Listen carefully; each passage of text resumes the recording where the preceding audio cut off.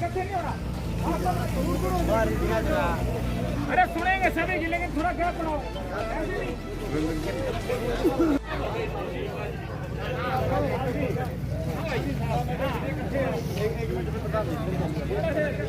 पहले गैप बनाओ। देखो हमारी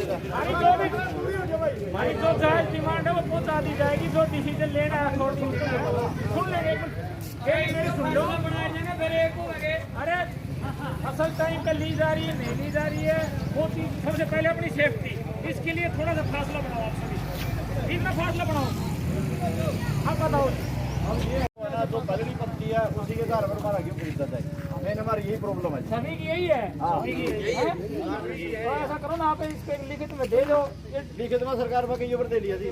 मैं तो मेरे नॉलेज मुताबिक ले रहे हो। मैं तो थारी पहुंचा असत्य साहब हमारे 12 गाँव है। 12 गाँव है। आपको हमने अपने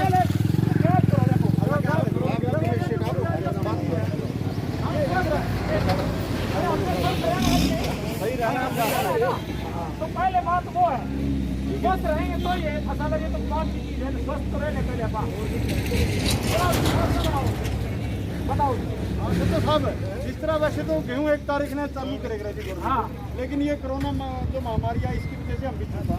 लेकिन जमींदार इतना लंबा चुप नहीं रखता। हमारे खेतों में गेहूँ पड़ी है। पहले सरकार ने फतेहाबाद डिस्ट्रिक्ट में 200 जगह चिन्हित करी, मंडी आए हैं डालो। और उसका हमारा भाई कोई ब्यूरो आरती के थ्रू नहीं आया, ना कमेटी के थ्रू आया। हमने अपने अपने घरों में स्टोरों में डाली, कई सेंटर में डाली। हम कोई मीटिंग कराएं 12 गाँव की, पहले भी करी है। सारे गाँव ने सील कर दिया, सारा सौदा बंद कर देंगे यदि हमारी आवाज़ ऊपर तक नहीं गई। ये आपके माध्यम से और बढ़िया कि लाइन ऑर्डर आपने देखना है। लाइन ऑर्डर वाला अफसर हमारे बीच में आ गया तो हम आपसे से ये आगे भी करते हैं, या तो प्रशासन को दिखाओ हमारी गेहूँ लो, नहीं जो यहाँ इस महामारी में भी बड़ी मुसीबत हो। परचेज सेंटर जितने भी हैं, क्या आपको सूचना नहीं इस बारे में? नहीं, बिल्कुल ही बताओ कमेटी। नहीं, परचेज सेंटर ये नहीं है। मार्केट कमेटी देना चाहिए, नहीं है तो मैं दे दूंगा। तो ये है। अब क्या मना जी, अब तो मेरी फसल कटनी सबकी देखो जाएगा। मेरे को तो पता लगा तो बताओ। 1 मिनट आप चलावेंगे जी।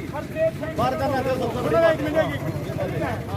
दूसरी चीज जो कुछ आपकी है वो लिखित में दे दो। एसडीएम साहब मार्केट किसी साहब को अस्पताल देंगे। ये चीज रिटर्न में लिख के दे देंगे जी अपना में। हाँ, दूसरी चीज ये है कि हमने तो मेन चीज ये है कि किसान के बच्चे ऐसी बात नहीं जाती, उसको समस्या नहीं समझते। लेकिन थोड़ा सा उन चीजों मद्देनजर जो है सारी चीजें हमने एक व्यवस्था के मार्फत चलना है। क्या समस्या? भारतीय किसान यूनियन हरियाणा। क्या समस्या आ रही है जी? समस्या ये है जी, आज किसान की फसल मंडियों के अंदर पहुंचने के लिए तैयार है और खेतों से कटकर निकलकर गाँव में आ रही है अपने घर पर। ज़्यादातर 70% की जो गेहूँ है, लेकिन सरकार ने अभी तक खरीदने की कोई बात नहीं कर रखी।